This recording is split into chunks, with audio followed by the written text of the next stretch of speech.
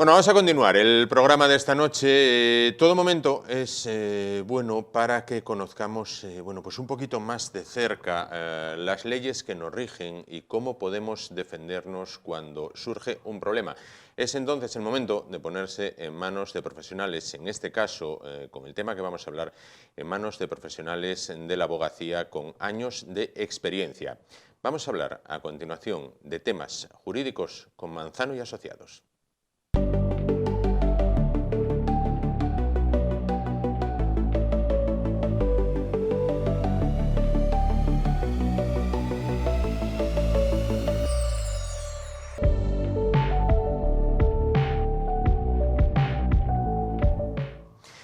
Bueno, pues para hablar de estos asuntos, de los asuntos que tienen que ver con la justicia, con el bufete de abogados Manzano y Asociados, en la calle Uría 56 de Oviedo, se encuentra esta noche con nosotros su directora, María Jesús Alonso Manzano. ¿Qué tal? Buenas noches. Buenas noches, Juan. Bueno, vamos a hablar de temas que tienen que ver, vamos a ver, yo creo que el tema de la pandemia, del coronavirus, nos cambió a todos, a unos con unas consecuencias fatales, pero nos cambió a todos porque se puede decir, bueno, y en lo legal también, porque los estados de alarma, bueno, pues suscitaron medidas por parte del gobierno, reales decretos, demás, que han cambiado la forma de aplicar las leyes, la justicia. El 25 de octubre del 2020, recordarán que entraba en vigor el segundo estado de alarma. Bueno, pues se aprobaba un real decreto referido a los locales de negocio, no a las viviendas, ¿vale? No a las viviendas, no a los pisos, no a las casas, sino a los locales de negocio, al alquiler de esos locales, a los bajos comerciales, por ejemplo. Bueno, vamos a hablar precisamente de esto. Medidas nuevas que traía este Real Decreto.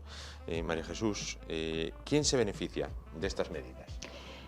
Pues mira, Juan, se benefician de estas medidas que, como tú muy bien acabas de decir, el estado de alarma se decreta el 25 de octubre y entonces al techo de este estado de alarma lo que hacen es que crean un Real Decreto Ley, que es el 35 del 2020, de 22 de diciembre, que va a establecer una serie de medidas para todos aquellos arrendamientos de industria, es decir, locales de negocio, no de vivienda, como muy bien dijiste. ¿Quién se beneficia? Se benefician todas las personas físicas y las pymes, es decir, personas físicas y jurídicas, autónomos, podemos denominarlo como queramos, que estén con un contrato de arrendamiento de industria o de local de negocio, da igual la actividad que sea, que se encuentren acogidos a la Ley de Arrendamientos Urbanos de 1994. Este detalle es importante porque los contratos anteriores a esta ley no se pueden recoger en estas medidas, ¿vale? Es decir, son pocos, pero algunos quedan todavía de la ley de 1964. No se acogen estas medidas. Tanto las personas físicas, bueno, en este caso las personas físicas, se exige que tienen que estar dados de alta, ¿vale? Vienen autónomos, vienen el régimen de trabajadores del mar, porque es un régimen especial, o cualquier tipo de mutualidad que sustituya al régimen de autónomos, al RETA. Esto si se trata de personas físicas. Sí. Si se trata de pequeñas empresas, también se deben de cumplir una serie de requisitos. Esos requisitos son, en primer lugar, pues que su activo patrimonial no supere los 4 millones de euros, que sus ingresos netos anuales no superen los 8 millones de euros y que además no supere la plantilla de trabajadores los 50 trabajadores. ¿Vale? Entonces, todas estas personas van a poder beneficiarse, y estas empresas van a poder beneficiarse de estas medidas mientras que dure el estado de alarma, todas sus prórrogas y durante 4 meses más. ¿Vale? Este es el periodo por el cual pueden beneficiarse. ¿Y en qué consisten esas medidas, básicamente? Bueno, esas medidas, básicamente, hay que distinguir la figura del arrendador, es importante. Es decir, no es lo mismo que el arrendador sea un gran tenedor o que no lo sea. Hay que saber qué es un gran tenedor. ¿Qué es un gran tenedor? Por ahí sí. Un gran tenedor es aquella persona, tanto física como jurídica, que tiene más de 10 inmuebles, excluyendo garajes y trasteros, o bien que tiene una superficie construida de 1.500 metros cuadrados o más. ¿Vale? Estos son los que se consideran grandes tenedores. Entonces vamos a empezar Sí. por estos, porque existe una diferencia abismal. Sí. ¿Qué sucede si el arrendador es un gran tenedor? Bien, el arrendatario tiene dos opciones. Tiene la opción de solicitar una reducción del 50% de la renta, es decir, me rebajan la renta en un 50%, o puede pedir una moratoria. Es decir, yo no pago durante X meses que dura el estado de alarma y después lo abono en el plazo de 2 años. Sí. No hay ni penalizaciones ni intereses en este caso. Bien. El arrendatario tiene que comunicárselo al arrendador cuál es la opción, si es que La que elige. quiere alguna opción, si es que elige alguna opción.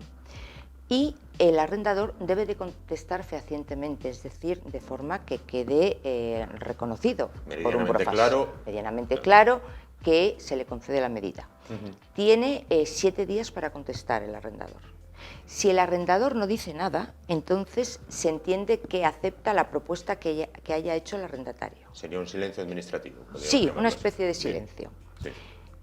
Pero si imaginemos que el arrendatario pide la reducción del 50%, el arrendador puede decir que no le da el 50%, le da la moratoria. Es decir, la decisión última es del arrendador. Bien.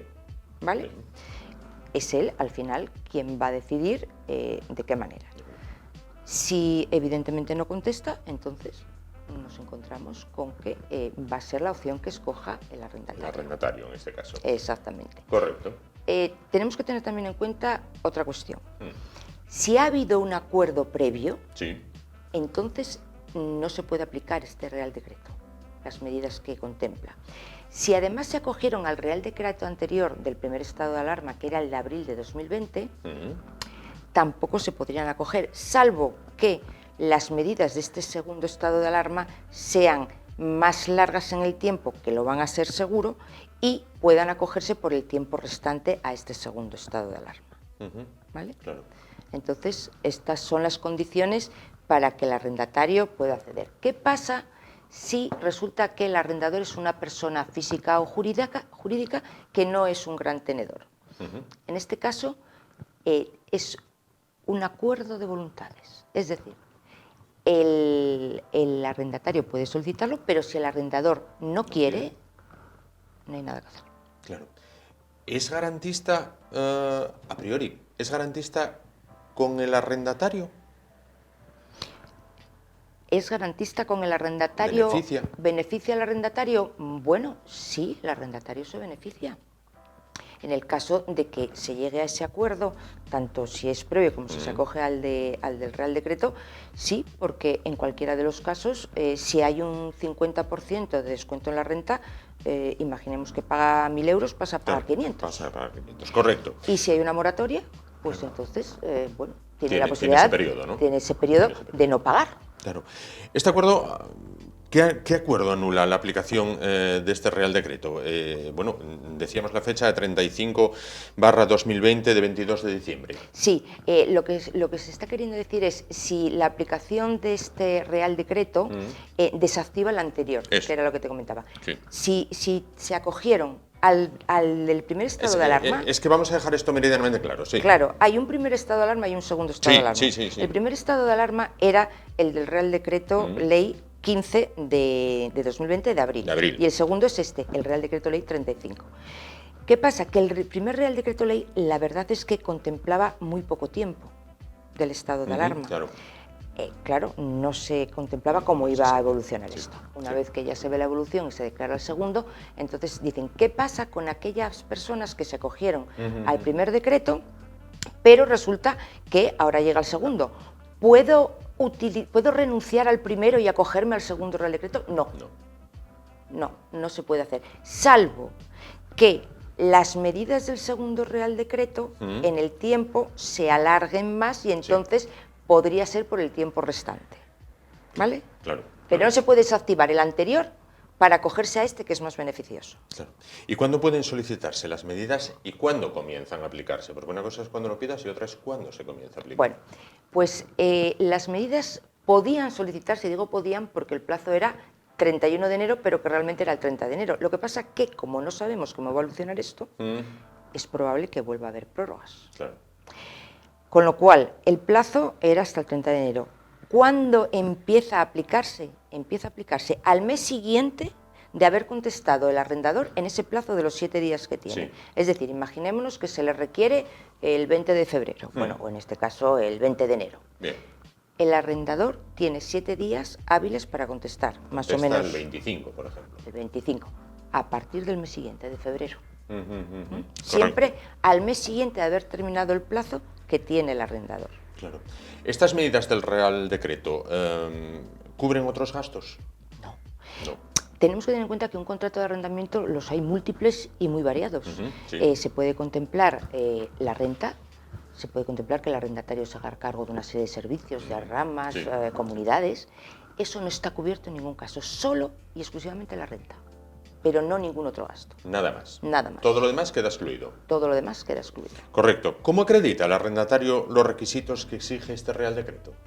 Bueno, el arrendatario, si es una persona física, pues tiene que acreditarlo, bueno, pues con una declaración responsable por su parte en el caso de que haya una, bueno, pues trate de que haya una reducción o una moratoria, ¿vale? Eso si la actividad, bueno, pues se encuentra reducida. Sí, sí. Si la actividad se encuentra suspendida, en ese caso tiene que presentarse una certificación de la agencia tributaria de que esa actividad está suspendida, bueno, o del organismo que sea el competente para emitir ese certificado. Claro. Por otra parte, vamos a ver, no sé si es ya hilar mucho, pero si el arrendatario se beneficia, ¿qué pasa si el arrendatario se beneficia de las medidas sin reunir los requisitos? Bueno, con las prisas. Claro, porque esto entiendo que va de un día para otro, se hizo de un día para otro. Sí, esto se hizo de un día para otro, entonces, quiero decir, el arrendatario a la hora de solicitarlo, el arrendador puede llegar a un acuerdo, pero no solicitarle absolutamente nada, que luego puede solicitárselo. Si el arrendador se entera o se da cuenta, o al final lo que sale a la luz es que ese arrendatario no reunía las condiciones, tendrá que hacer frente a la indemnización de daños y perjuicios, a los gastos que se hayan ocasionado y, por otro lado, a cualquier reparación que tenga que hacerle al arrendador, que puede ser de muchos tipos. No compensa. No compensa. No compensa, No, claro. no compensa para nada. Lógicamente. No. Vamos a ver, en todo momento, y son los casos que hemos, bueno, que vemos prácticamente todos los días en prensa, en radio, en televisión, bueno, estamos viendo gente que tenía su negocio y lo pasa verdaderamente mal, han caído las ventas, han caído las exportaciones, bueno, ha caído prácticamente todo, muy bien. Y siempre pensamos, oye, qué mal lo está pasando, bueno, pues esta persona. Bien, pero ¿qué ocurre si el que también lo está pasando mal es el dueño del local, el arrendador? Es decir, porque puede ser que no le llegan las rentas porque el negocio tiene que cerrar, los negocios que tenía en sus locales tienen que cerrar y se acabó la renta. Es decir, no vayamos a pensar que el arrendador siempre es un capitalista boyante. No, por supuesto, no. Vamos a partir del hecho de que el arrendador puede ser familias que hayan en un momento determinado decidido invertir en locales y que haya varias familias viviendo de ese negocio, por decirlo de alguna manera, que es las rentas. Quiero decir, ¿se le aplicaría también este Real Decreto si el que lo pasa mal? Salvo, solamente estamos hablando de los grandes tenedores, porque como ya vimos, si no son grandes tenedores, al final es un acuerdo entre arrendador y arrendatario, ¿vale? Con lo cual no existe la obligación. Pero si estamos hablando de grandes tenedores, tienen que acreditar que se encuentran en situación concursal o que el hacer una rebaja o acogerse a estas medidas va a provocar una situación de insolvencia, según la ley concursal. En ese caso, podrían verse las medidas, pero ya estamos hablando de que tiene que acreditar que está en situación de insolvencia o en una situación concursal, es decir, que ya está al borde ya. ¿Qué medidas ya más se le van a aplicar si no son las propias de la ley concursal? Claro. Es decir, llegamos a un estado de casi de ahogamiento por parte del arrendador también. Claro. Eso en los grandes, digamos. Pero, los grandes. Por ejemplo, vamos a centrarnos en el caso de los pequeños, ¿no? Bueno, pues gente Bueno, pues que tiene un local o dos, bueno, pues decidió invertir sus ahorros en eso, en decir, bueno, pues adquiero estos dos locales aquí, los pongo a rentar, oye, pues mira, tengo, no sé, una cafetería y una mercería, por poner un ejemplo. Bueno, ¿dispone de alguna ayuda el arrendador que se ve obligado a soportar las medidas aquí previstas? Bueno, No es un gran no es un gran tenedor tenedor. En este caso, vamos a ver, Sí. si lo que se ha hecho es que se ha reducido la actividad o se ha visto suspendida en cualquiera de los casos, lo que va a poder es tener un pequeño beneficio fiscal. Un pequeño beneficio fiscal cuando haga la declaración de la renta de IRPF de este año. Sí. Y bueno, y el año que viene, si continúa, por supuesto. Sí. Eso es lo que va a tener un pequeño beneficio fiscal, siempre y cuando se haya reducido la renta. Porque si el arrendatario lo que pidió fue una moratoria, entonces no tiene ningún beneficio. ¿No? ¿No? Y allá se las componga. Y allá se las componga. Es decir, si el arrendador le rebajó la renta de 500 euros a 250, tiene que presentar una declaración colateral, simultánea, donde dice que ha rebajado esa renta. Sí. Ahí tiene un beneficio fiscal. Sí, correcto. Ahora bien, llega el arrendatario y dice, no, mira, yo te voy a pagar la renta completa, pero voy a estar 6 meses sin pagarte. Y te lo pago en los 2 años siguientes, prorrateadamente. Sí. Esos 6 meses que el arrendador no cobra sus 1.000 euros, no los cobra, pero paga por ellos. Porque no los cobra ahora, pero la agencia tributaria estima que los va a cobrar en un futuro, prorrateados. Pero la agencia tributaria los cobra ahora. Sí, sí, claro, cobra impuestos como si él estuviera cobrando ahora. ¿Qué ocurre si el arrendatario, en este caso, opta por esa segunda opción? Es decir, no te voy a pagar ahora, lo voy a pagar, bueno, pues más adelante, prorrateado, y luego no paga. Porque quebró, porque no hay. Claro, porque no hay. No vamos a ir a mala voluntad, ¿eh? No, porque no pudo hacer frente. No pude remontar, en una palabra. No pudo remontar. Bueno, lógicamente el arrendador, cuando haga sus declaraciones, tanto trimestrales como su declaración de IRPF, es evidente que ahí ya, claro, ya no es que se le apliquen beneficios fiscales, es que no se le puede cobrar porque él no lo ha percibido. Ya no vamos a hablar de demandas de desahucio o de incobrarlo o de cobrarlo incobrable, porque claro, si no hay, da igual que lo persiga, si no hay negocios, si no hay bienes, si no hay nada. Claro. Entiendo que atienden ustedes casos de familias que viven, vamos a ir aguas abajo, desde el abuelo hasta los nietos, del alquiler de unos locales. Es decir, han hecho de ese alquiler su modo de vida. Han hecho de ese alquiler su modo de vida, es decir, pues nos remontamos a lo mejor hace 40 o 50 años, donde una familia adquiere locales en vez de tener el dinero en el banco. Es decir, hace una inversión, paga sus IBIs, paga sus impuestos, paga su patrimonio, paga todos los impuestos habidos y por haber, y bueno, deciden que ese va a ser su negocio, alquilar. Y de esa familia primigenia, por decirlo de alguna manera, pues hay 4 hijos que se casaron, que tienen sus hijos, que están estudiando, que pueden tener a su vez sus hijos, y que nos encontramos con 6 o 7 familias que están viviendo de los alquileres. Claro. Es decir, son 6 o 7 familias con toda su descendencia que se queda sin nada. La situación tiene que ser verdaderamente dramática. Dramática, absolutamente, porque es gente que, si se tiene el dinero en el banco, eso, pues bueno, vale, pero tampoco da de comer al Estado el dinero en el banco. Lo que realmente levanta la economía de un país es que el dinero se mueva y que se invierta, porque eso genera una economía circular. Claro, suponen impuestos, supone muchos ingresos para la agencia tributaria, con lo cual, al final, los grandísimos perjudicados van a ser los arrendadores, porque el arrendatario pierde su negocio, es muy perjudicado también, pero cierra el negocio y no hay donde realmente, no porque no quiera, evidentemente, como estás diciendo, Juan, porque existe una situación absolutamente de desesperación y el negocio no da y no da, y no hay donde coger. Pero ¿qué hacemos con los arrendadores, que son los que también contribuyen a mantener la economía del país? Claro. ¿Están teniendo muchos casos de estos?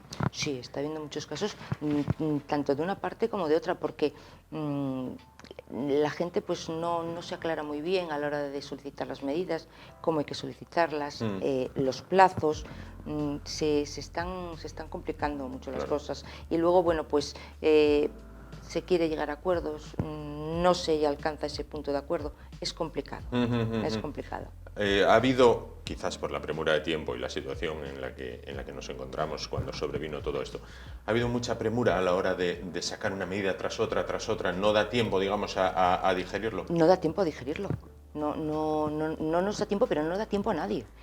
Yo creo que no les da tiempo ni a ellos mismos que están haciendo los reales decretos, porque nos encontramos con que hoy sale un real decreto, mañana sale otro, que, bueno, hay veces que, bueno, van en la misma línea, pero hay otras veces que hay unas contradicciones tremendas. Entonces, no nos da tiempo a dirigirlo ni a los operadores jurídicos, ni a la gente de la calle, ni a la gente de los medios, porque se pisan unos reales decretos con otros. Les está costando trabajo a todo el mundo, a todo el mundo. Tremendo. Pues María Jesús Alonso Manzano, directora de Manzano y Asociados en la calle Uría 56 de Oviedo, muchísimas gracias por estar con nosotros esta noche. Muchas gracias. Y aclararnos lo que es la otra cara de la moneda, porque parece que siempre el foco mediático está, bueno, pues claro, exponiendo una parte cuando no, también hay otra. Y hay no otra. se trata, no son Florentinos Péreces de la No, vida los propietarios del local, digámoslo así, ¿no? No, Sino, son familias normales, familias medias normales de toda la vida. Claro. Pues muchísimas gracias por estar Muchísimas con nosotros. gracias, Juan, a vosotros. Gracias. Buenas noches. Nos vamos muy rápido a publicidad y vamos a cambiar de asunto, vamos a cambiar totalmente de asunto y continuamos el programa esta noche. Hasta ahora.